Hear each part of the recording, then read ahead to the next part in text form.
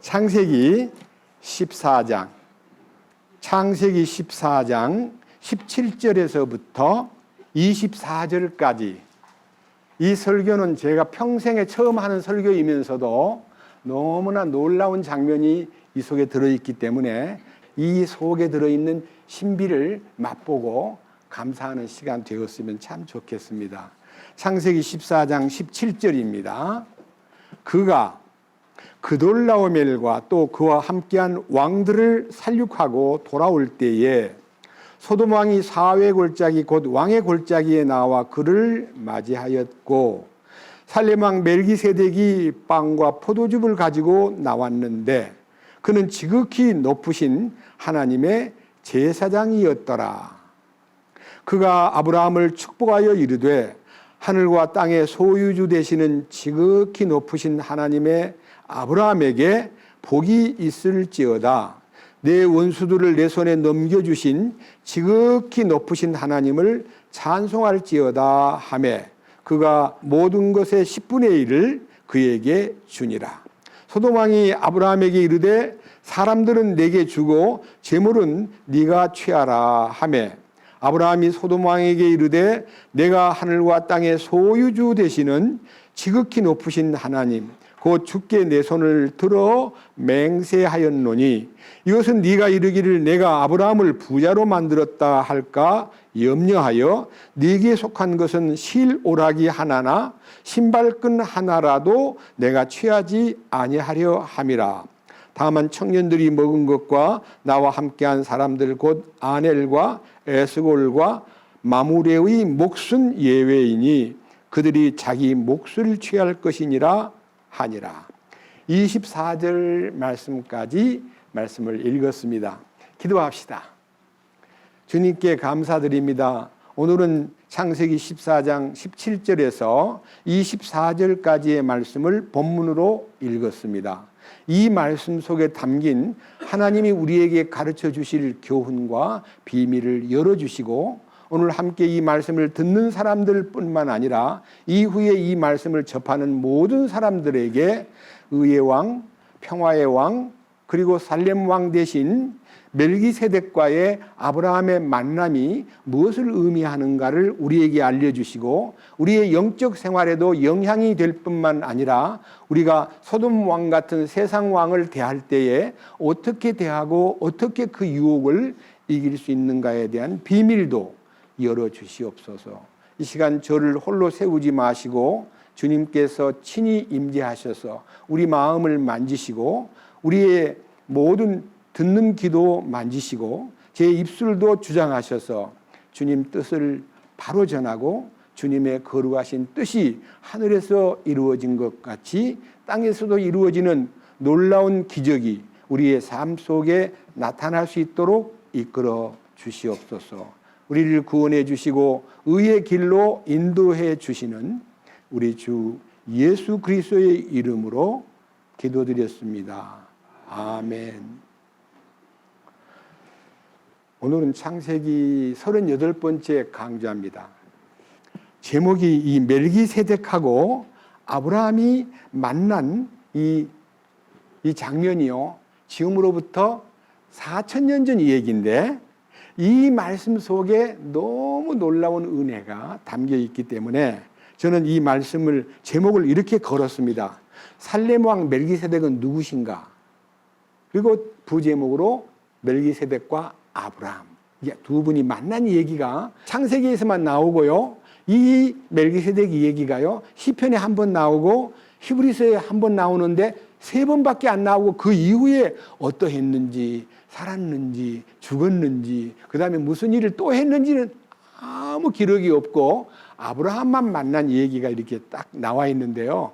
너무너무 놀라운 얘기이기 때문에 이 말씀을 선포하는 기쁨 때문에 이러한 창피스러운 모습도 마다하지 않고 여러분 앞에 섰습니다. 자, 우선 본문을 설명해 올리겠습니다. 17절 그가 그돌라오멜과 또 그와 함께한 왕들을 살육하고 돌아올 때에 소돔 왕이 사회 골짜기 곧 왕의 골짜기에 나와 그를 맞이하였고 살렘 왕 멜기세덱이 빵과 포도즙을 가지고 나왔는데 그는 지극히 높으신 하나님의 제사장이었더라. 이 말씀을 두 절을 읽으면요, 이 바로 앞에 이 창세기 14장에서부터 16장까지 조카 롯이 특별히 저 북쪽에 있는 그 아므라벨과 혹은 여러 뭐 이 그돌라오멜이라든지 많은 연합군이 이 팔레스타인 쪽으로 내려와 가지고 엄청 많은 나라들을 무찌르고 소돔과 고모라 또 여러 이제 도시 국가를 정복을 했는데 아브라함의 조카 롯이 소돔에 살다가 이제 롯 자신과 롯의 아내와 두 딸이요 포로가 돼가지고 다 끌려가 버리고 그들의 재산도 다 노획을 당해가지고 끌려가 버렸다는 소식을 듣고 아브라함이 318명의 소위 말하는 자기 집에서 길리운 군인들을 데리고 담대하게 그 연합군을 치러 간 거예요. 그런데 하나님께서 오늘 이 본문에도 나오지만 도우심을 베푸심으로 그들을 다 정벌하고 그 왕들을 다 무찌르고 거기에 있는 노획물을 다 빼앗고 사람들도 다 포로된 사람들도 다시 빼앗아 가지고 돌아오는 순간에 이루어진 이 얘기입니다. 그러니까 여기 제일 첫 번째 뭐라 그랬습니까? 아브라함이 그돌라오멜과 또 그와 함께한 자 왕들을 살육하고 돌아올 때에 소돔 왕이 사회 골짜기 곧 왕의 골짜기에 나와 그를 맞이하였고 첫 번째 이제 소돔 왕이 나와 가지고 아브라함을 환영하면서 나와서 참 고맙다고 인사를 했는데 바로 그 뒤를 따라서 여기 살렘 왕 멜기세덱이 뒤따라와 가지고 빵과 포도즙을 주면서 지극히 높으신 하나님을 이제 알려주는 놀라운 이 얘기를 해주는 이 멜기세덱이 자 19절 그가 아브라함을 축복하여 이르되 하늘과 땅의 소유주 되시는 지극히 높으신 하나님의 아브라함에게 복이 있을지어다. 내 원수들을 내 손에 넘겨주신 지극히 높으신 하나님을 찬송할지어다 라고 알려주었어요. 짤막한 두 마디인데요. 한 말씀은 하늘과 땅의 소유주 되시는 높으신 하나님이 바로 아브라함의 하나님이십니다 라고 하는 아브라함과 관계성을 얘기해주고 두 번째는 당신이 이번에 가서 승리를 거둔 것은 하나님이 이기도록 돌봐주셔가지고 이긴 것이니까 하나님 그분을 찬송해야 됩니다 하는 이 말씀을 전해주니까요. 아브라함이 그 전리품 중에서 10분의 1을 그 멜기세덱에다가 바쳤어요. 엄청난 전리품이에요. 여러 나라에서 빼앗은 노획물이기 때문에 어마어마한 전리품을 아브라함은 10분의 1을 딱 잘라가지고 그 멜기세덱에게 바쳤어요. 그 다음 또 21절 소돔 왕이 그 뒤 따라오던 소돔 왕이 아브라함에게 이르되 사람들은 내게 주고 재물은 네가 취하라. 아주 놀라운 제안을 했어요. 이 인민들은 내가 데리고 갈 테니까 우리 포로된 사람들 나한테 돌려주시고 그 모든 재물들은 다 당신이 가져가세요. 당신이 이겼으니까 당신 겁니다라고 엄청난 여러 나라에서 빼앗긴 소위 말하는 재물들을요 그냥 몽땅 아브라함에게 양도해 주겠다고 다 가져가라고 그렇게 하는 거예요. 이 얼마나 놀라운 기회예요. 그런데 아브라함이 입을 엽니다. 자 22절 아브라함이 소돔 왕에게 이르되 내가 하늘과 땅의 소유주 되시는 지극히 높으신 하나님 곧 주께 내 손을 들어 맹세하였노니 이것은 네가 이르기를 내가 아브라함을 부자로 만들었다 할까 염려하여 네게 속한 것은 실오라기 하나나 신발끈 하나라도 내가 취하지 아니하려 함이라. 이 놀라운 대답이에요. 아브라함은 견물생심이라고 물건을 보면은요 갖고 싶은 것이 인간의 욕망인데요. 그 어마어마한 재산을 모두 다 당신이 가지세요라고 하면은 고맙소 해가지고 잘 쓰면 되지. 왜 그거를 거절하느냐 이거예요. 아브라함이 거절을 해요. 얼마나 철저히 거절하냐 그러면요. 실오라기 하나나 신발끈 하나도 내가 취하지 않겠다고 다 가져가라. 이렇게 소돔 왕에게 거절하는 장면이 나오는데 그 거절하는 장면의 첫 번째 얘기가 하늘과 땅의 소유주가 되시는 지극히 높으신 하나님을 두고 내가 손을 들어 맹세한다. 이렇게 말하는 걸 보면요. 여기 제일 중요한 얘기가 하늘과 땅의 소유주 되시는 하나님께 대한 마음이 우선하기 때문에 그런 눈에 보이는 물질이나 어마어마한 재물에 대해서 탐욕을 부리지 않고 모두 다 거절하는 이 아브라함의 모습이 오늘 이 성경의 주제입니다. 그런데 저는 오늘 이 성경 중에서 소돔 왕은 누구며 여기 나와 있는 멜기세덱은 누구냐, 이거를 오늘 규명하려고 하면 시간이 너무 많이 걸리는데요. 짤막하게 소돔 왕은 아브라함이 승리를 거두고 돌아와서 그를 맞이해주는 첫 번째 영접한 그 왕은 소돔 왕이고, 두 번째 뒤따라 와가지고 여기 빵과 포도즙을 내놓으면서 하나님이 주시는 승리를 감사하시오, 찬양하시오라고 승리의 하나님이 당신에게 승리를 안겨주었다는 것을 알려줌으로써 아브라함의 이김은 아브라함 자신의 전술이나 노력이나 어떤 무력으로 이긴 게 아니라 하나님의 도우심 통해서 이겼다는 것을 아브라함으로 하여금 알게 해주시고, 그리고 그분에게 승리의 전리품 중에서 10분의 1을 잘라가지고 바치는 일이 여기서 기록이 되었는데 이게 무슨 뜻이냐 하는 거고, 저는 한마디로 우리들이 어떤 일에 성취가 되고 돈을 많이 벌고 성공하면요, 우리를 축하해주는 두 부류가 있는데, 먼저 사탄이 축하를 해줘요.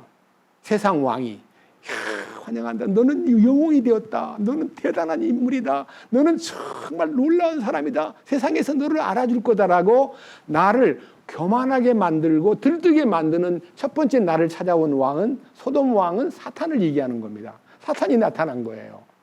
여러분, 우리에게 모두가 다 우리가 좋은 일이 생기고 성공을 하거나 아주 큰 일을 성취하고 나면 반드시 사탄이 먼저 와서 소근거리기를, 너 훌륭하다, 대단한 인물이다, 너는 성공했다, 너는 무지무지하게 놀라운 사람들에게 명예를 얻었다고 이렇게 칭찬하고 높여주는 소돔 왕과 비슷한 사탄이 나타나지만은 뒤에 빵과 포도즙을 가지고, 이 빵과 포도즙은 예수님이 우리에게 주시는, 이 빵은 예수님의 죽으심을 설명하고 포도즙은 예수님의 피 흘림을 설명하는 유일한 우리의 일생에서 빵과 포도즙을 잊을 수 없는 만찬을 통해서 주님이 그 전통을 2000년 동안 우리에게 흘러오게 만든, 아브라함을 통해서 보여준 이 승리한 아브라함에게 빵과 포도즙을 주는 그 얘기가 오늘날 우리에게 주님의 죽으심을 잊지 말고 그분의 피 흘리심을 네 속에다 간직하라는 뜻으로 이 멜기세덱이라는 분이 빵과 포도즙을 갖고, 여러분 갖고 오려면, 승리를 갖고 오려면 귀한 선물 막 금덩어리를 갖고 오든지 뭐 면류관을 들고 오든지 이래야 되는데 무슨 시시한 빵하고 포도즙을 가지고 와요. 이게 이제 예수님 속에 담겨 있는 비밀을 얘기하는 겁니다. 그러니까 이게 지금 4000년 전 얘기인데요. 이 4000년 전 얘기가 오늘 우리를 어떤 방향으로 이끌고 이 교훈이 우리에게 무엇을 의미하는가를 알기 위해서 세상 왕과 소돔 왕에 대해서는 뭐 그 깊이 안 들어가도 괜찮고, 다만 알아야 될 것은요, 세상 왕은 인간의 마음을 지배해가지고 세상에 빠지게 만들고 멸망시키는 일이 사탄이 하는 일이에요.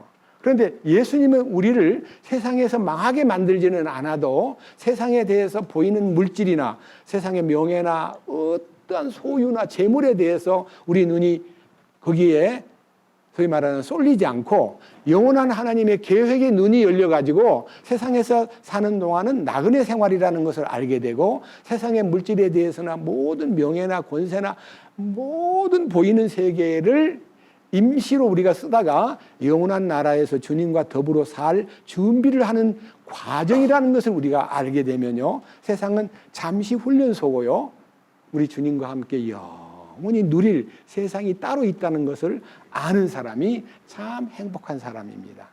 그런 면에서요, 이 멜기세덱이라는 사람에 대한 이 지금으로부터 4000년 전에 멜기세덱에 대한 얘기가 잠깐 나오는데 그 이후에는 어디에도 안 나와요. 딱 시편 한 군데 나오는데, 시편은 BC 1000년경, 그러니까 지금으로부터 3000년 전에 멜기세덱 이후 1000년 후에 예언한 예언이 있는데 그 예언 속에 예수님이 담겨 있습니다.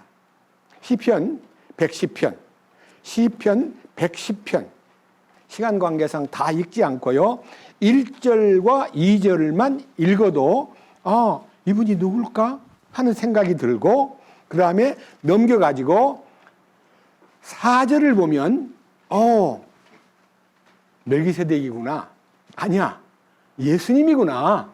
이렇게 생각이 됩니다. 자, 시편 110편 제목을 같은 목소리로 읽겠습니다. 다 같이 메시아의 통치의 선언. 메시아의 통치 선언을 다윗이 했는데 그 다윗이 멜기세덱을 중심으로 했다 이거예요. 한번 들어보세요. 1절. 주께서 내 주께 말씀하시기를 내가 네 원수들을 내 발받침으로 삼을 때까지 너는 내 오른편에 앉아 있으라 하셨도다. 주께서 시온으로부터 주의 능력의 막대기를 보내시리니 주께서는 주의 원수들의 한가운데서 다스리소서. 여기에 1절에도 원수가 나오고 2절에서도 원수가 나오는데 이 원수를 정복하고 이 원수를 발받침으로 삼아서 하나님의 오른편에 앉으실 분은 예수님인데 다윗이 지금으로부터 3000년 전에 자기 삶에서 다윗이 살았을 때 1000년 전에 멜기세덱을 딱 떠올리면서 자, 한 장 넘겨보세요.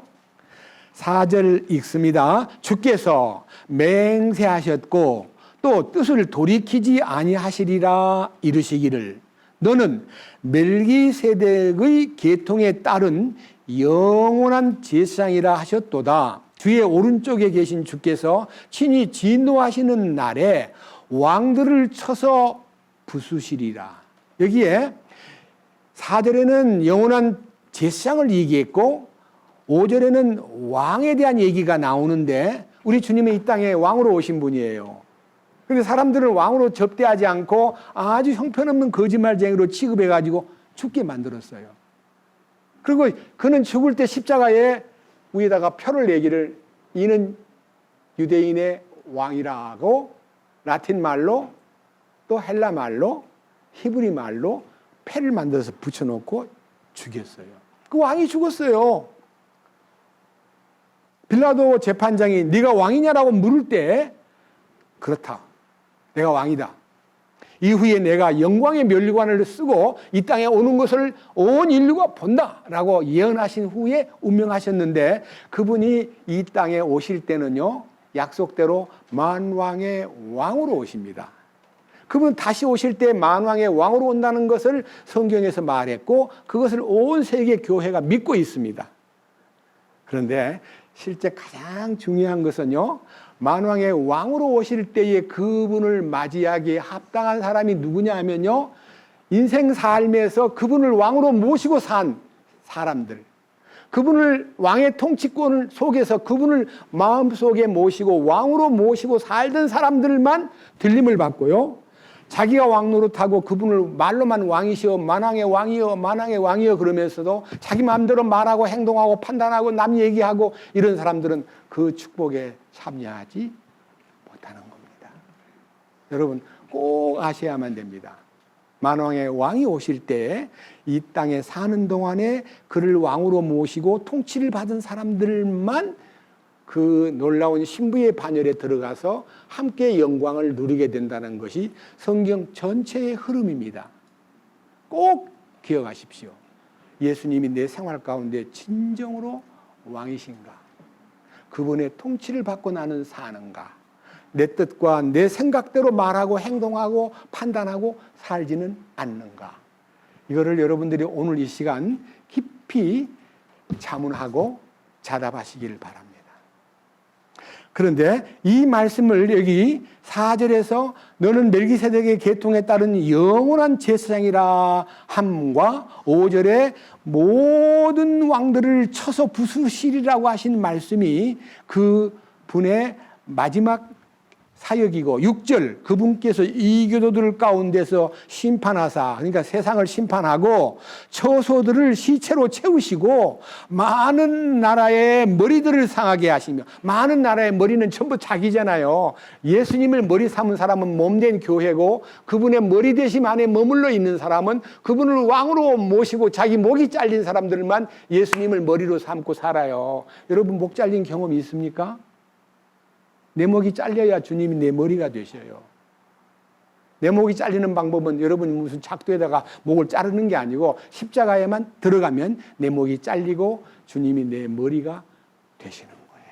이 마지막 얘기 들어보세요. 길에 있는 시내를 마시리니 그렇습니다. 생명강에 흐르는 놀라운 생명수를 마시고 그럼으로써 그분께서 머리를 드시리로다 하는 말은요. 그분이 모든 통치권자의 권위에 막 나가지고 우리를 그 만왕의 왕의 권세 밑에서 천년왕국 동안 왕노릇을 하게 만드는 역사가 예언되어 있습니다.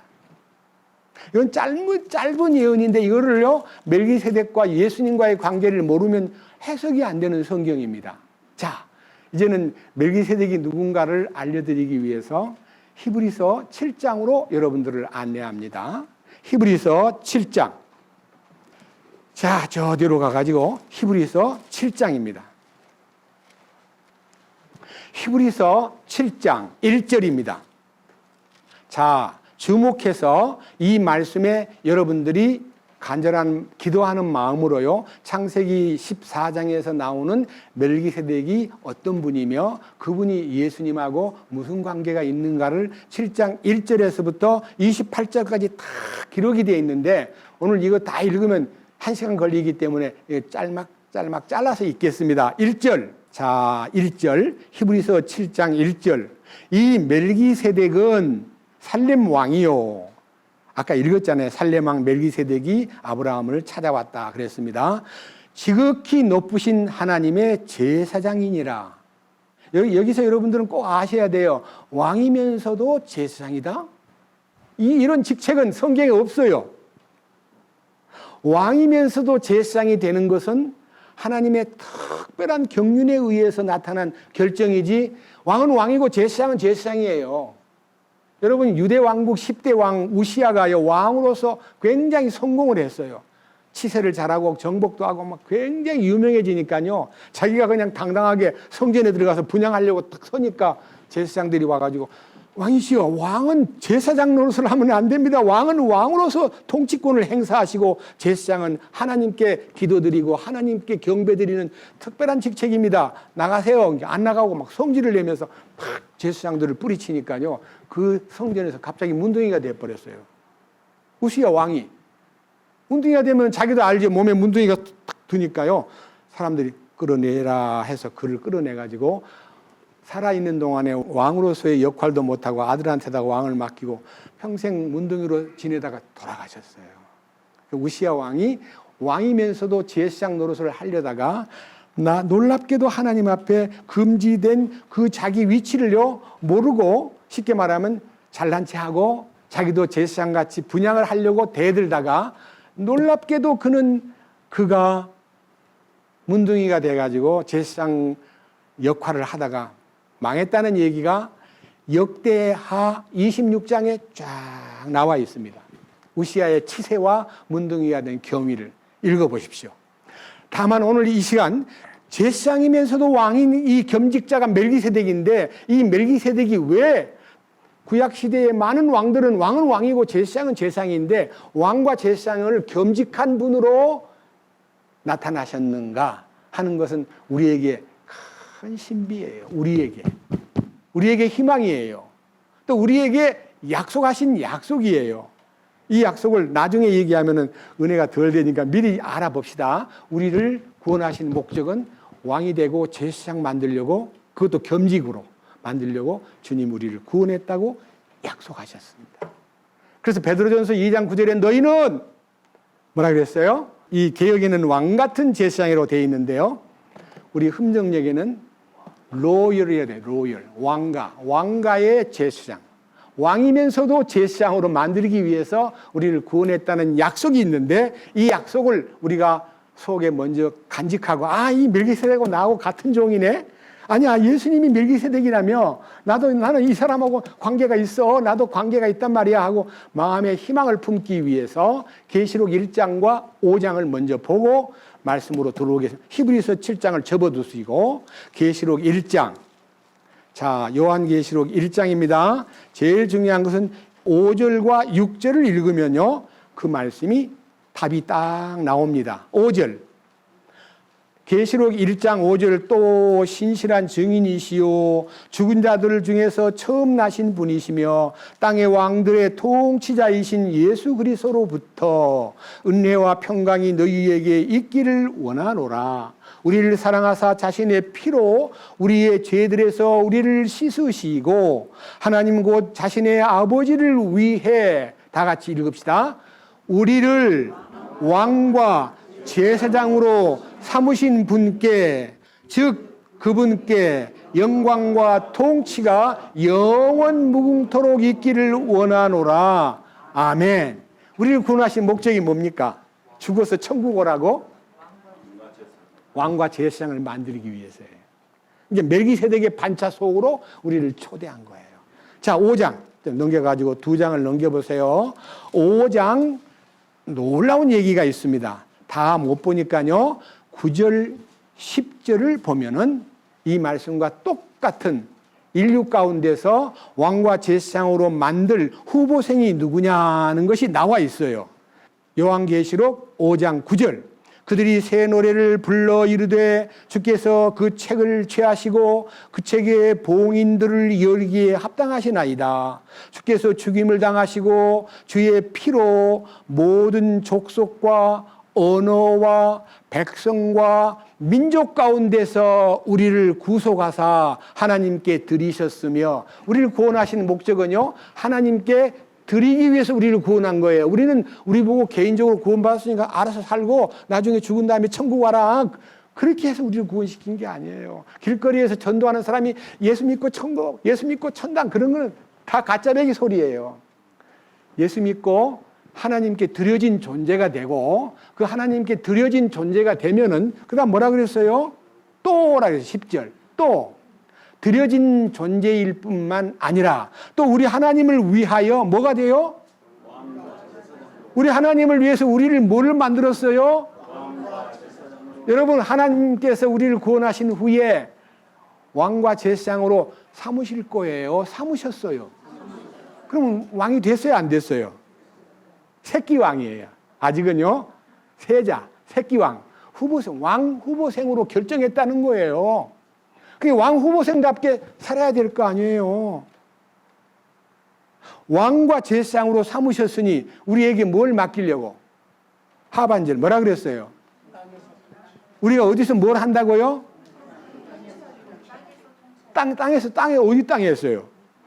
천년왕국에서 통치권을 행사할 왕은 땅의 사람들을 다스리는 직책이고요, 제사장은 하나님을 섬기는 직책이에요. 이 두 개의 직책을 겸직한 성도들이 여러분들이고, 그분의 통치 속에서 사는 사람들은 이 왕의 훈련과 제사장의 훈련을 받기 때문에 우리는 우리 자신들이 세상 사는 동안에 절대로 한눈 팔고 살아서는 안 된다는 것을 여러분은 명심하셔야만 됩니다.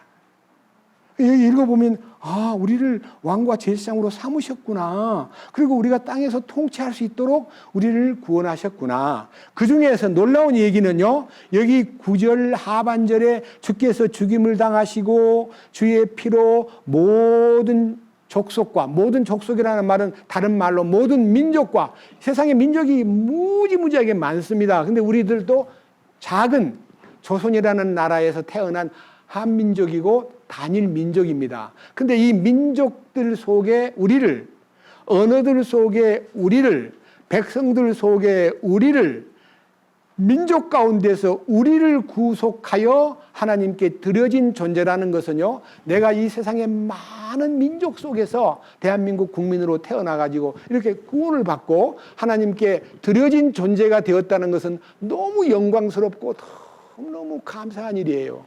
저는 어릴 때, 이제 저는 쉽게 말하면 이제 7살 때 6.25 사변이 났는데요.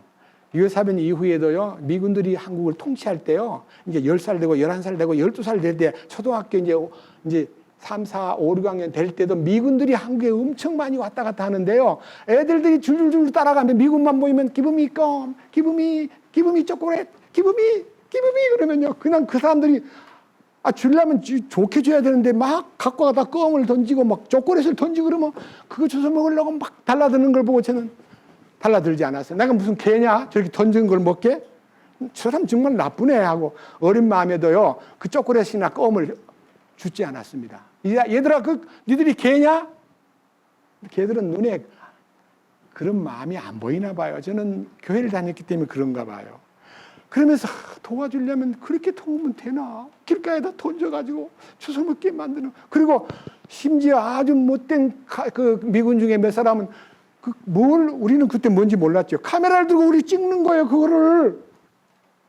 막 뭔지는 모르지만 너무너무 화가 나고 너무너무 기분이 언짢아가지고요. 미군들을 보면 기분이 껌이라는 말 대신에 아이고, 코 큰 놈들, 나쁜 놈들이야. 그러면서 욕을 속으로 했었습니다. 근데 우리 민족은 그렇게 가난했고, 여러분, 우리가 솔직히 6.25 사변 났을 때요, 국민 1인당 GNP가 50불밖에 안 됐어요. 50불. 100불도 안 됐어요. 지금은 4만 불 시대로 들어가고 있는데, 무지무지하게 가난했어요. 그런데 우리가 이런 형편없는 인간이요, 구원을 받고 하나님의 왕국의 상속권자가 되고 왕으로 임명을 받고 제사장으로 임명을 받았다. 이거는 놀라운 일이에요. 그때 우리를 도와주던 미국 사람들은 예수 안 믿고 사는 건 아니지만요. 저는 이제 솔직히 5학년쯤 돼가지고 이제 네 소원이 뭐냐?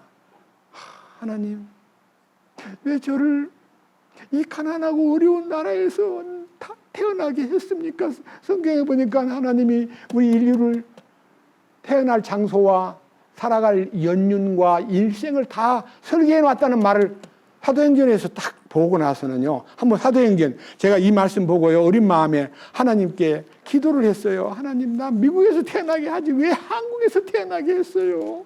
아이고, 하나님, 나 미국에서 태어나게 하지 왜 이렇게 가난한 나라에서 태어나게 했어요? 하고 약간요 항의성 기도를 했던 기억이 납니다. 사도행전 17장 24절, 세상과 그 안에 모든 것을 만드신 하나님은 하늘과 땅의 주인이시므로 손으로 만든 전들에 거하지 아니하시고 또 무엇인가를 필요로 하시는 것처럼 사람들의 손을 통해 경배를 받지 아니하시나니 이는 그분께서 모든 사람에게 생명과 수음과 모든 것을 주시기 때문이라. 또 그분께서 사람들의 모든 민족들을 한 피로 만드사, 한 피에서 만드사 온 지면에 거하게 하시고 미리 정하신 때와 그들을 위한 거주의 경계를 정하셨으니 거주의 경계, 내가 어디에서 태어나고 어디서 살다가 죽는다는 경계선을 정해 놓았으니 이것은 그들이 혹시라도 주를 더듬어 찾다가 발견하면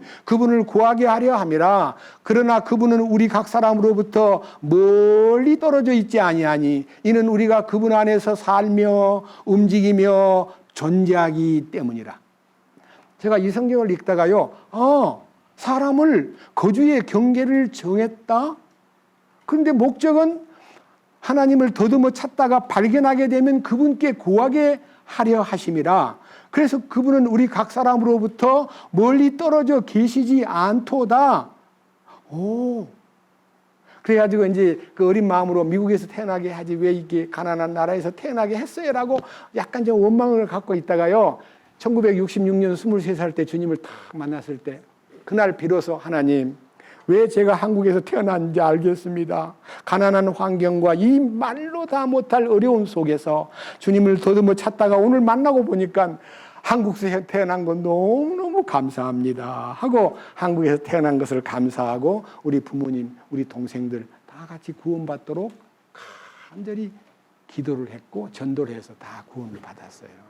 그래서 저는 지금 한국에서 태어난 게 너무 감사해요.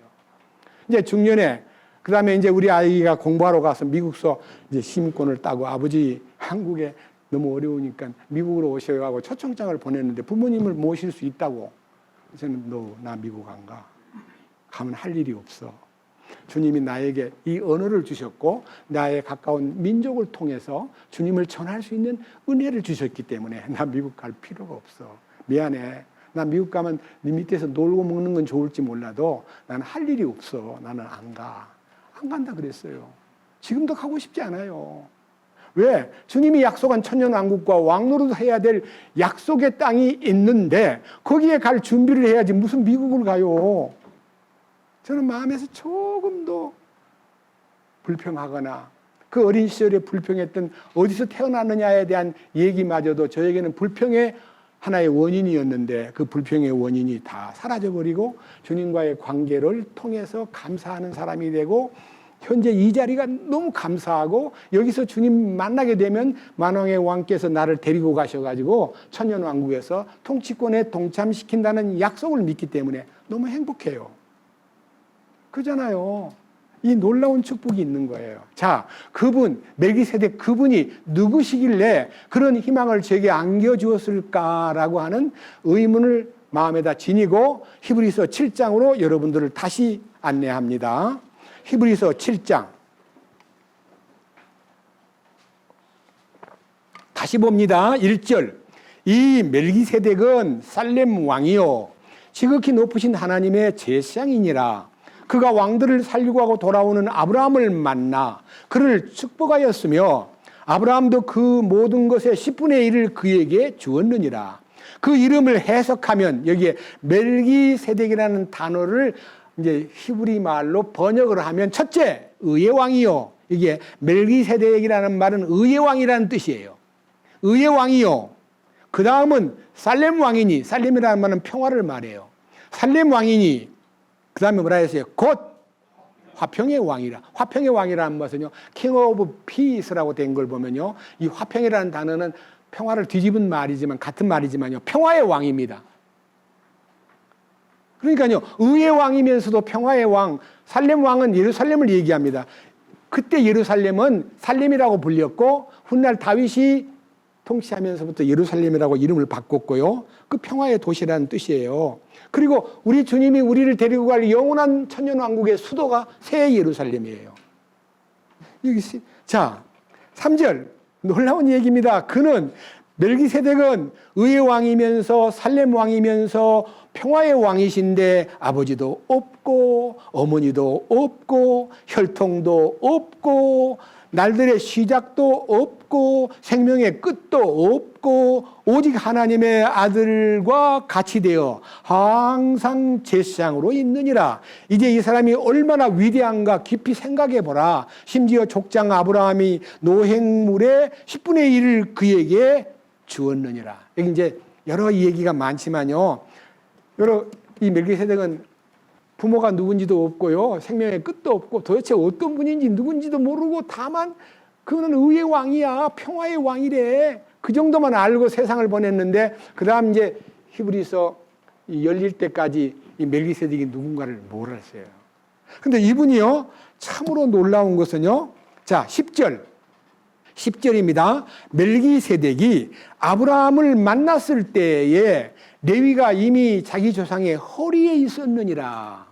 이 말이 뭔 말이지? 그렇습니다.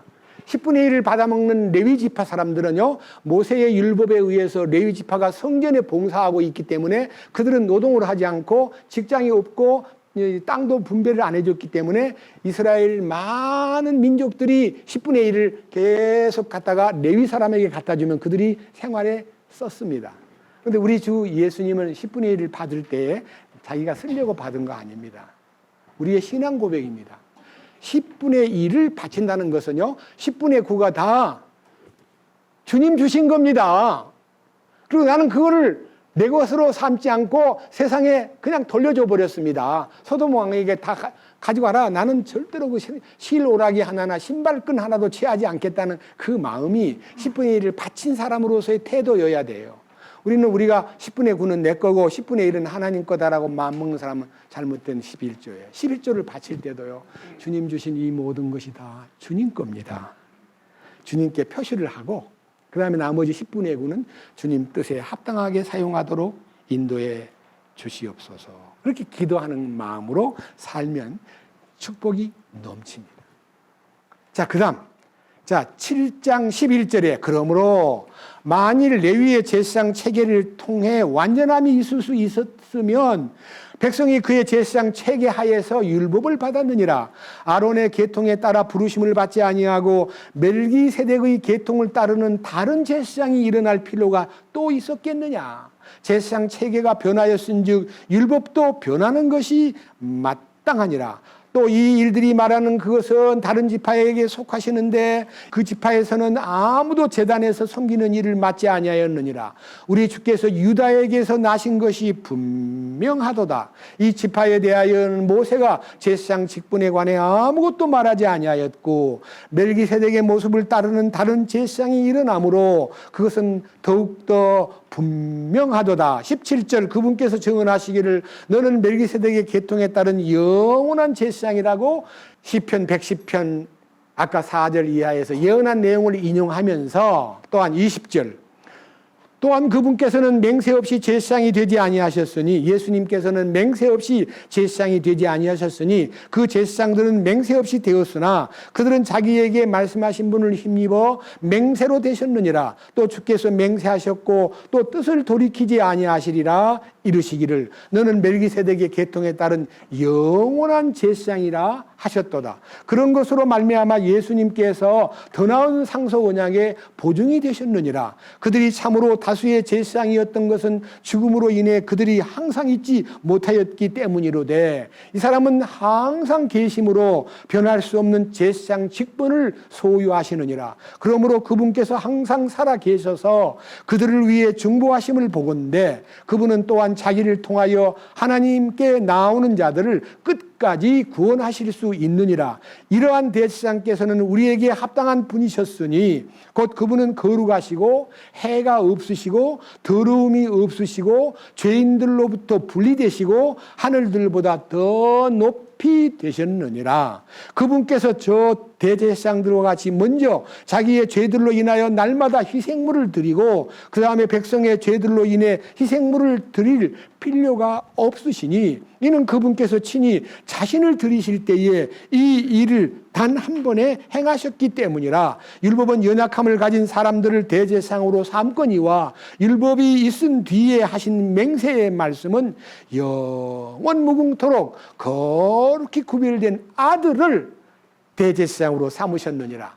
여러분 이 말이 무슨 말이냐면요, 멜기세덱이 아비도 없고 어미도 없고 족부도 없고 시작한 날도 없고 끝날도 없는 분으로 이 땅에 왔다가 휑 하고 사라져 버렸는데 그분이 바로 예수님이야. 아브라함이 예수님 만난 얘기를 한 거예요. 2000년 전에 예수님이 이 땅에 오시기 육신으로 오시기 전 거슬려 2000년 전에 그러니까 4000년 전에 아브라함이 멜기세덱으로 소위 말하는 변신해가지고 아브라함을 만난 거예요.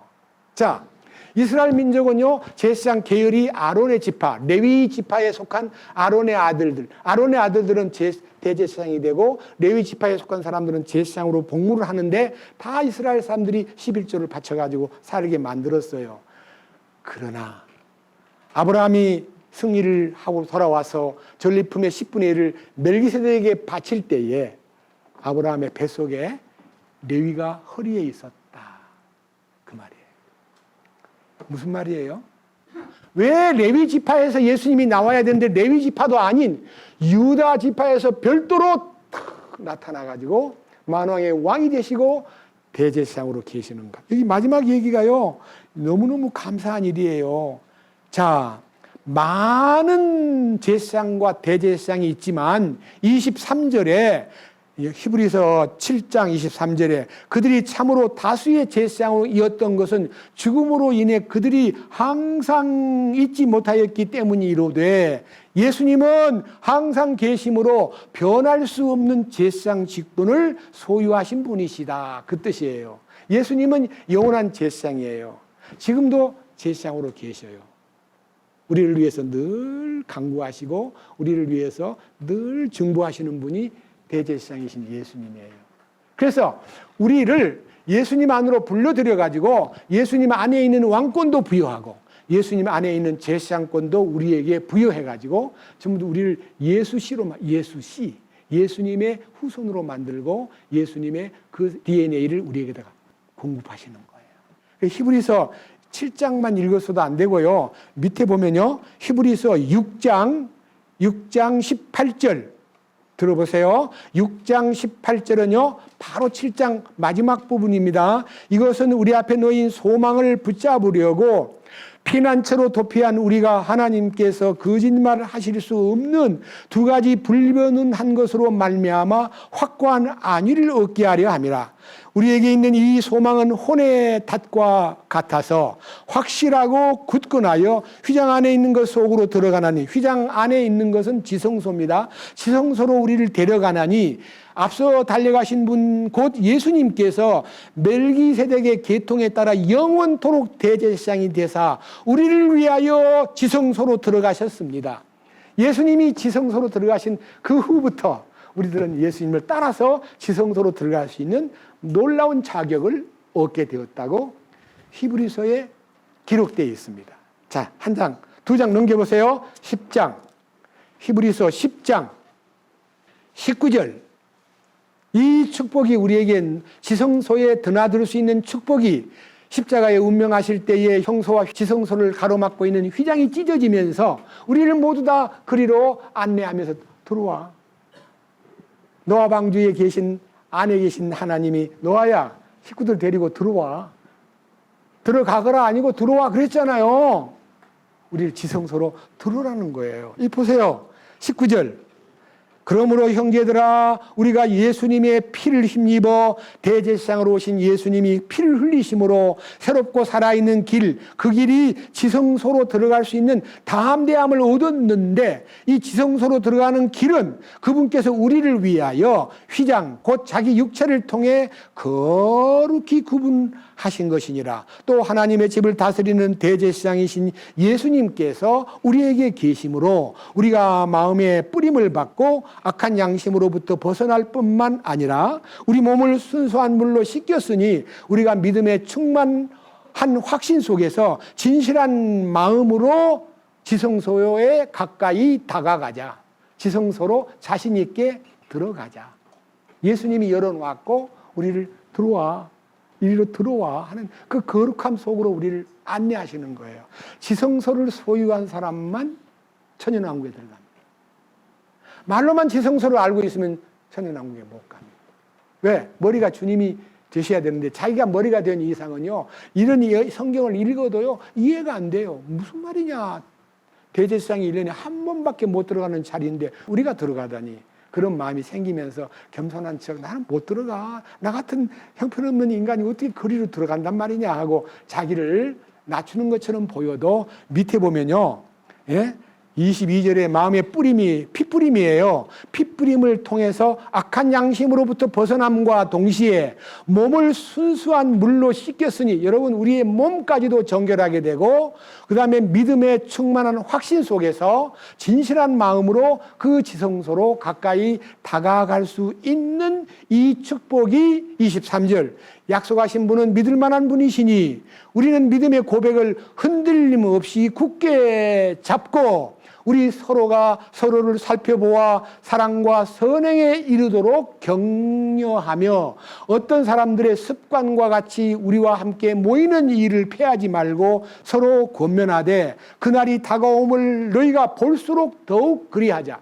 여러분들이 형편 닿는 대로 모임에 가고 기분 나면 모임에 참석하고 바쁘면 일 보러 가고 잘못된 거예요. 정말 최우선이요. 교제 가운데 성도들을 만나고 주님과 함께 두세 사람이 모인 곳에 나는 그들 중에 있다고 하신 약속을 따라 우리는 여러분들 주일날만 와서 앉아있으면 좀 부끄러워요. 수요일도 모인다 그러면 그래? 가야지. 내 나이를 일을 다 제껴놓고 가야지. 그래야 할 텐데 안 와 그러면 바쁜 일이 있어. 뭐가 그리 바빠요? 뭐가 그리 주님의 일보다 뭐가 그리 바쁘냐고요. 장래 왕 될 사람이 왕의 훈련을 받는 곳으로 안 가고 훈련 받으러 오라니까 뭐라 그래요? 딴 데 볼 데가 있다고? 저는 제가 어린 마음이지만 군대를 가가지고요. 훈련을 신병교육처에서 받는데 여름에 훈련 받고 엄청 더워가지고 막 견딜 수 없는 훈련장에 나가는 것이 싫은데요. 갑자기 훈련 받으러 가기 전에 저를 불러요. 부대에서. 뭐하러 불렀습니까? 그랬더니 너 막 보니까 글씨를 잘 쓰더구나. 그때는요, 브리핑 차트를 전부 다 전지에다가 다 써요. 너는 이 일을 한 4월 동안 하면 훈련도 받지 말고 여기 와서 그냥 일하라 그래서 일을 시작하려고 그러는데 훈련병들이 노래 부르면서 막 가는 걸 보고 4월 동안 훈련을 안 받으면 우선은 좋지만 나흘째 되는 날 훈련 받으러 가면 어제 그제 훈련 받은 거 모르면 뭐가 돼요? 조교가 저를 너 일하다 왔구나 그러지 않아요. 막 고문관이라고 막 발로 차고 때리고 그래요. 그때 많이 때렸어요. 그럼 저는 4월 후에 훈련 받으러 나가면 뭐가 돼요? 바보 고문관이 돼요. 훈련을 더듬거리면. 그래서 어떻게 하면 빠져나갈 수 있을까 연구해가지고 글씨를 말뚝 글씨를 막 쓴 거야. 형편없는 글씨를. 야, 너 그것밖에 못 써? 글씨가 그저 제 글씨입니다. 그랬더니 이런 놈을 누가 불러와서 발로 탁 차면서 빨리 가! 임마! 꺼져! 하고 저를 때리더라고요. 그게 얻어맞고 훈련장으로 갔어요. 왜?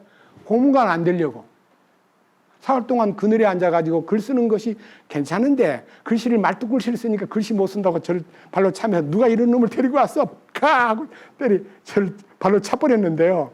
훈련을 다 마치고 훈련병들한테 이렇게 사람들을 뽑아가지고 글씨를 그냥 글씨가 여러 일률적이 안 되고 문제가 있으니까요. 이제 신병 교육대에서 필경사 하나를 뽑아라고 600명 중에서 한 사람을 뽑은데 글씨 쓰는 사람 한 50명이 왔더라고요. 제가 거기서 1등 했어요. 그래서 뽑혔어요. 그래서 당당하게 탁 가서 앞장 섰는데 저를 발로 찼던 야, 너 그때 너 어떻게 됐어? 써봐. 그리고 그 앞에서 탁 쓰니까 그때 왜 그랬어?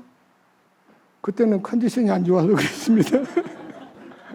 그래서 저는요, 필경사로 신병교육대 소위 말하는 인사과에 특명계에 보호를 받았습니다. 보직을. 근데 성경을 열심히 본다는 소문이 나가지고 부대 사단 사령부의 군용 목사가 저를 군종 참모실로 스카우트 해가지고 군종 참모실에서 근무하다가 구원을 받았습니다. 여러분, 제가 제 과거 얘기를 왜 하느냐? 어디에 가든지 주님을 우선하고 주님만 생각하면 길이 열리더라고요. 주님을 다음으로 항상 지금 그보다 더 바쁜 게 있어 하고 주님의 일보다 세상 일을 바쁜 것으로 취급하고 그리로 가면은 은총이 덜 임하는데요. 오직 주님 한 분만을 마음에 담고 그분을 향해서 쫓아가면요. 내가 걱정 안 해도 너희는 먼저 하나님의 왕국과 그분의 의를 구하라. 그리하면 뭐 한다고요? 저는 이 성경을 어릴 때부터 사모하고 살던 성경이라 우리 교회 가운데 여러분들도 부처만 놓지 말고 이 귀절이 여러분의 생활의 안내자가 되고 생활을 이끄는 하나의 능력이 되었으면 참 좋겠습니다. 너무너무 행복합니다. 그래서 오늘 이 멜기세덱이 누구냐 하면 예수님을 가리키는데 그 예수님은 의의 왕, 평화의 왕, 예루살렘 살렘 왕, 만왕의 왕 모든 것을 갖추신 겸 대제사장이셔요. 그분의 백으로 우리를 구원받고 하나님의 제사장으로 그 다음에 땅의 통치권자로 삼기 위해서 약속을 하시기를 약속된 내용을 히브리서는 사도 바울이 선포한 거고요. 베드로 전서 2장을 보면서 더 깊은 확신을 여러분들이 마음속에다가 새김질 하시기를 간구합니다. 베드로 전서 2장 4절과 5절을 봅니다. 참으로 사람들에게는 거부당하였으나 하나님께는 선정함을 받은 돌, 곧 보배로운 산돌이신 그분께 나와 너희들도 살아있는 돌들로서 영적 집으로 건축되고 예수 그리스도를 통해 하나님께서 받으실 만한 영적 희생물을 드리는 뭐가 되었도다? 제사장이 됐어요, 안 됐어요? 우리 됐어요. 제사장이 먼저. 제사장은 땅에 있을 때부터 제사장으로 임명을 받았어요. 그리고 제사장 노릇을 우리 보고 하래요. 저는 제사장 노릇을 하기 위해서 섬기는 마음으로 이 자리에 선 겁니다. 여러분들은 제사장이 아니라 그냥 평신도 그건 가짜입니다. 여러분들도 똑같이 제사장이십니다. 거룩한 제사장으로. 영적 희생물을 드리는 거룩한 제사장으로. 그 다음 9절. 그러나 너희는 선정된 세대요 왕 같은 제사장이라고 되어 있습니까? 왕가의 제사장이 됐습니까? 왕가, 로열 패밀리예요. 왕가, 예수님이 왕 되신 그 안에 있는 식구들, 그 안에 있는 권속들을 왕가의 제사장이라고 합니다. 우리는 왕가의 제사장이 되었어요. 거룩한 민족이 되었어요. 특별한 백성이 되었어요. 이것은 너희를 어두움에서 불러내어 자신의 놀라운 빛으로 들어가게 하실 분이에요. 하신 분이에요. 그럼 들어갔어요? 못 들어갔어요? 들어갔어요. 여기 들어갔다 그러잖아요. 우리를 놀라운 빛으로 들어가게 하신 분께서 그분을 찬양하고 그분을 전하기 위해서 10절 너희가 전에는 지나간 때에는 백성이 아니었으나 이제는 하나님의 백성이요. 하나님의 백성은 로얄 패밀리입니다. 로얄 패밀리예요. 그리고 국류를 얻지 못하였으나 이제는 국류를 얻을 거예요. 얻었어요.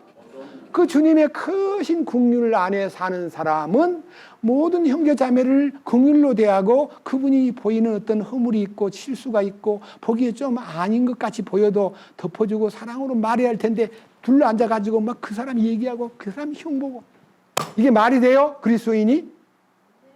교회 안에서 그런 얘기를 꺼내거들랑 자매 그런 얘기 하지 맙시다. 우리 더 좋은 얘기 합시다. 이렇게 브레이크를 걸 줄 알아야 할 텐데 그래? 그리고 그런 호기심을 갖는 사람은 아직도 세속이 속에 남아있다는 뜻이에요. 노라고 말할 수 있는 사람이에요. 소돔 왕이 주는 그 제안을 노라고 말하는 아브라함같이 돼야 돼요. 그럴래요? 안 그럴래요? 몇 번 얘기합니까? 우리 교회는 정치 색깔을 띤 좌우가 우가 아닙니다. 혹시 어떤 말을 할 때에 좌우과 우가 보수인가 진보인가 나는 저 사람 싫어. 저 사람 나하고 다른 것 같아. 그러면 안 돼요. 주님 안에 있는데 뭐가 달라요? 초월해야 돼요. 그리고 교회 안에서는 좌우 얘기하면 안 돼요. 절대로 거기에 쏠리고 텔레비전 보다가 기분 좋으면은 보고 안 보면 딴 데로 돌려버려. 저 좌파네. 저거 우파네. 여러분 그것이 우리 그리스도인이 아니에요. 권력은 하나님이 정하신 바라고 로마서 13장에 기록되어 있기 때문에 우리는 다만 하나님의 통치권에 속한 사람으로 그분에게 맡기고 그분이 잘못되든 잘되든 하나님께 그를 위해서 기도할 책임을 갖고 중보 기도자로서 우리는 하나님에게 뜻을 따르는 사람으로서의 처신을 해야지 우리끼리 뭐 나누고 우리 가만히 보니까 저 사람은 약간 좌파 같아. 저 사람은 약간 우파 같아. 난 만나기 싫어. 기분 나쁘다고 그렇게 생각하는 것은 그리스도인으로서의 커다란 축복을 놓친 지성소를 체험하지 않은 사람에 속한 사람이 되는 것입니다. 옳고 그름을 초월한 것이 지성소입니다. 자, 그래서 우리는 이 놀라운 실제를 믿기 때문에 이 방금 의의 왕, 평화의 왕을 따르는 무리들이기 때문에 우리가 할 일이 무엇인가를 이 성경에서 한번 살펴보고 오늘 마칠까 합니다. 여러분들 이 축복이 우리의 실제가 되기 위해서요. 우리는 오직 믿음으로 주님이 주시는 그 거룩한 길을 걷는 사람으로 우리 주님을 따르는 백성으로서 합당한 길을 걸어야 된다는 것을 이 멜기세덱을 통해서 배울 수 있습니다. 자, 그다음 히브리서 이제는 8장을 보겠습니다. 8장. 찾으셨죠? 히브리서 8장 1절. 이제 우리가 말한 것들에 관한 요점은 이것이니 지금까지 말한 멜기세덱에 대한 말에 대한 요점은 이것이니 곧 우리에게 이러한 대제사장이 계시다는 것이라. 그분은 하늘들에서 존엄하신 분의 왕좌 오른편에 앉아 계시며 성소와 참 성막을 섬기시는 분이신데 이 성막은 주께서 치신 것이요 사람이 친 것이 아니시니라. 여기 보십시오. 예수님이 들어가신 거룩한 성전은 레위인과 그 당시 제사장들이 들락거리는 성막이나 성전이 아니고요. 주님의 별다른 지성소 안으로 우리는 안내를 받게 되는 것입니다. 이 요한복음 15장에 너희가 내 안에 있고 내 말이 너희 안에 있으면 이 사람은 바로 내가 함께하는 사람이고 열매를 맺는 사람이다라고 약속을 해주셨기 때문에 포도나무의 비유와 같이 우리는 주님께 붙어있는 주님의 생명에 접촉된 사람, 이게 다시 말하면 이 붙어 있는 사람들입니다. 우리는 그분에게 붙은 사람으로서 그 다음 3절 히브리서 8장 3절 대제사장마다 임명을 받아 예물과 희생물을 드리나니 그러므로 이 사람도 무엇인가 드릴 것이 있어야 함이 마땅하도다. 만일 그분께서 땅에 계셨더라면 제사장이 되지 아니하셨을 터이니 이는 율법을 따라 예물을 드리는 제사장들이 있기 때문이라. 예수님이요 만약 레위 지파들 근방에 가서 뭐 좀 같이 좀 해봅시다 하고 그럼 당신은 어느 지파요? 나 유다 지파인데요. 유다 지파는 여기 못 들어와요. 나가세요. 레위 지파만 성전에 들락거리는데 유다 지파 사람이 레위의 그 성전 앞에 가서 서성거리면요 나가라 그래요. 여러분 우리들도요 율법을 따라서 가면은 레위 지파가 되는데 은혜를 따라가면 예수님을 따라가는 사람이기 때문에 유다 지파가 아니라 멜기세덱의 반차를 쫓는 밑에 보십시오. 자 5절 이 제사장들은 모세가 성막을 만들려 할 때 하나님께 권고받은 자와 같이 하늘에 있는 것의 본보기와 그림자를 섬기나니 그분께서 이르시되 너는 조심하여 산에서 내게 보여준 양식에 따라 모든 것을 만들라 하시느니라. 그러나 이제 그분께서 더욱 뛰어난 섬김의 직분을 얻으셨으며 그것에 의해 또한 그분은 더 나은 약속을 위해 세워진 훨씬 더 나은 언약의 중재자시니라. 이게 모세의 율법에 의해서 계통이 선 레위 지파에 속한 것은 땅의 성막에서 봉사를 하지만 새로 오신 예수님을 통해서 그 길을 따라가면 예수님을 통해서 새로운 하나님의 전전으로 하나님의 왕가의 제사장으로서 임명을 받고 그 길을 걷게 되었다. 7절 만일 그 첫 언약이 흠이 없었더라면 둘째 것을 구할 여지가 없었으려니와 그분께서 흠을 발견하시고 그들에게서 흠을 발견하시고 그분께서 이르시되 주가 말하노라 보라 날들이 이르리니 그때 내가 이스라엘의 집과 유다 집에 새 언약을 맺으리라.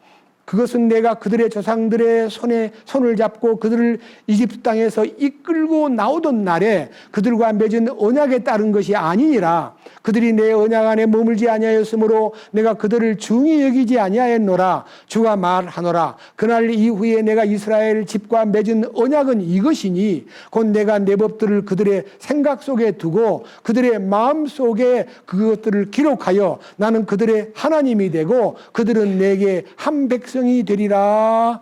주가 말하노라. 그들이 각각 자기 이웃과 각각 자기 형제를 가르쳐 말하기를 주를 알라 하지 아니하리니 이는 가장 작은 자로부터 가장 큰 자에 이르기까지 모두 나를 알 것이기 때문이라. 내가 그들의 불의에 대하여 긍휼을 베풀고 다시는 그들의 죄들과 그들의 불법들을 기억하지 아니하리라 하시니라. 그러므로 그분께서 새 언약이라 말씀하심으로써 첫 언약을 낡은 것으로 만드셨으니 이제 쇠하고 낡아지는 것은 사라지리라. 이게 여러분 무슨 뜻을 설명하려고 말하냐면요 9장을 설명하려고 한 건데 제가 지금 시간이 너무 촉박하니까 간단하게 말씀 올리겠습니다. 모세를 통해서 레위 지파를 세우신 목적은 하나님의 율법을 그들에게 주셔가지고 모든 제사 제도와 모든 시스템을 갖춘 다음에 교훈을 주는 거예요. 교훈을. 여러분 율법은 우리에게 무엇을 알게 해주기 위해서 교훈을 줬냐면 로마서 3장에 보면요 율법을 통해서 의인을 만드는 게 아니라 율법을 통해서 죄를 알게 하려고 율법을 통했어요. 그 다음에 죄를 알고 나면 어디로 가야 돼요? 예수님을 만나야 돼요. 예수님 나 죄인입니다. 나 죄밖에 없습니다. 그러면 용서를 받는데 우리 주님은 새 언약으로 오셔가지고 율법을 행해서 하나님이 원하는 길로 가는 게 아니라 율법 앞에 서는 순간에 나는 아니구나. 나는 할 수가 없구나. 나는 죄덩어리구나. 나는 아담 안에서 태어났구나. 그 자기를 발견하고 주님 나는 아무것도 할 수 없습니다라는 것을 고백함으로 주님이 이루신 그 놀라운 업적 안으로 들어가는 것이 첫 번째가 십자가의 신비예요. 십자가는 인류를 위해서 대신 죄짐을 지신 사형틀이고 그리고 그 십자가 속에 죄만 해결한 게 아니라 나도 포함하여 주님이 그 안에서 너도 내가 죽을 때 같이 죽었걸랑 이렇게 말씀해 주신 말씀을 듣고 아멘 저도 죽었군요. 성경 하나 보겠습니다. 고린도후서 5장 자 고린도후서 5장 14절 고린도후서 5장 14절 이는 그리스도의 사랑이 우리를 강권하기 때문이라. 우리가 이같이 판단하노니 다 같이 따라하십시오. 한 사람이 크게요. 한 사람이 모든 사람을 위하여 죽었으면 나도 죽었느니라. 모든 사람 안에 자기 포함됐어요? 안 포함됐어요? 모든 사람을 위해 죽은 주님이 너도 그 안에 들어있잖아. 너도 죽었어. 이 말씀을 읽으면 오, 예수님 죽을 때 나도 죽었구나. 이것이 그리스도의 사랑이 우리를 강권하기 때문이라. 강권이 뭐예요? 지남철이에요. 지남철. 쇠붙이가 붙은 모래밭에 속에 들어있는 자석이 탁 들어가면 절로 붙어요? 안 붙어요? 모래는 절대로 안 붙어요. 뭐만 붙어요?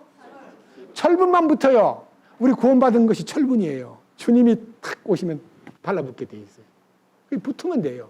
그것이 십자가에 붙으라는 거예요. 목적은 15절 그분께서 모든 사람을 위하여 죽으신 것은 살아있는 그들이 이제부터는 자기를 위해 살지 말고 오직 자기를 위해서 죽었다가 다시 사신 분을 위하여 뭐하게 하려 함이라? 아, 우리 주님 이제는 제가 주님 안에서 주님과 더불어 살고 싶어요. 이것이 우리가 멜기세덱의 반차를 쫓은 의의 후사가 되고 제사장이 되고 왕이 되는 길이에요. 어려워요? 업적을 남겨야 돼요? 똑똑해야 돼요? 성적이 좋아야 돼요? 이뻐야 돼요? 부자가 돼야 돼요? 아무것도 필요 없어요. 그냥 주님 한 분만 바라보고 있으면 그것으로 만족해요. 여러분들의 마음속에 일편단심 주님 한 분만으로. 여러분 우리 교회 이름이 뭐예요? 온리 지저스예요. 원칙은 온리 지저스가 뭐예요? 오직 예수. 오직 예수. 여러분 마음이 온리 지저스로 다 마음이 초점을 맞추면 축복이 저절로 막 넘칠 텐데 그러지 못하는 것이 약간 보이거든요. 오직 주님이 아니고요. 소돔 고모라의 왕이 다 가져 그러면 반만 가질게 반은 네가 져. 그것도 아니에요. 우리는 우리 주님 참으로 사모하고 사랑한다면 우리는 그분을 위해서 무엇을 하는 게 아니라 그분이 우리 안에 오셔가지고 자 16절 고린도 후서 5장 16절 그러므로 이제부터 이제는 지금이에요. 지금부터 어떻게 해야 돼요? 우리가 아무도 육신을 따라 알지 아니하노니 참으로 우리가 그리스도를 육신을 따라 알았으나 이제부터는 그분을 더 이상 그렇게 알아서는 안 되는 거예요. 육신적으로 알면 안 돼요. 이 우리가 알고 있는 지식으로 우리가 알고 있는 상식적으로 아는 건 잘못된 거예요. 말씀에서 알아야 돼요. 아, 그렇구나. 나는 주님 안에 있구나. 주님이 나를 십자가에서 죽었다 그러는구나. 여러분 십자가에 죽었다는 것을 딱 알고 나면요. 17절이 팍 떠올라야 돼요. 다 같이 17절 읽고 함께 기도하겠습니다. 다 같이요. 그런즉 누구든지 그리스도 안에 있으면 그는 새로운 창조물이라 옛 것들은 지나갔으니 보라 모든 것이 새롭게 되었도다. 아브라함이 탁 새로워졌어요. 멜기세덱을 만나가지고 빵과 포도즙을 먹는 순간에 변화가 온 거예요. 이 빵은 내 하늘의 생명이고 이 잔은 너희를 위한 대속의 피니라. 이 빵을 먹고 이 잔을 마시는 자마다 주님의 죽으심을 오실 때까지 나타내고 주님의 뜻을 따르라. 이 잔을 마시고 이 빵을 먹는 사람은 한 몸이니라. 예수님인 그 머리이시니라. 이거를 우리가 항상 되새기고 생활 속에서 입력을 시키기 위해서 한 달에 한 번 정도는 만찬을 나눕니다. 피를 기념하고 그의 몸을 기념하는 거예요. 창세기 14장의 아브라함을 만난 멜기세덱이 준 선물이 빵과 포도즙이었듯이 우리 주님은 우리에게 일생토록 만찬에 대한 참여를 통해서 우리를 더욱더 그 죽으심에 연합하고 그 피에 연합하고 그 부활 능력에 하나가 돼가지고 영광 돌리는 삶을 살게 만들기 위해서 우리를 왕으로 임명하셨고 우리를 제사장으로 임명하셨습니다. 그 임명권자에게 합당한 순종과 only Jesus, 오직 그분뿐입니다 라고 하는 이 말씀에 근거한 생활을 여러분이 하실 때에 천연왕국의 왕권에 동참할 사람으로 당당히 입국을 하게 될 것입니다. 주님을 찬양합니다. 주님 감사합니다. 오늘은 히브리서의 7장을 통해서, 창세기 14장을 통해서, 시편 110편을 통해서 메시아의 통치권과 주님이 주시는 의의 왕이시고 평화의 왕이시고 새 예루살렘의 왕이신 그분이 미래의 왕으로 다가오는 것이 아니라 현재 나의 삶의 왕으로 나를 지배하시고 통치하시고 나를 이끄시는 하나님의 그 거룩한 사랑과 긍휼에 우리의 모든 남은 생애를 맡기고 오직 예수 그리스도 한 분만을 최우선으로 삼고 우리는 하나님의 왕국과 하나님의 의를 구하는 사람으로 살아가도록 이끄시옵소서. 우리 주 예수 그리스도의 이름으로 기도드렸습니다. 아멘.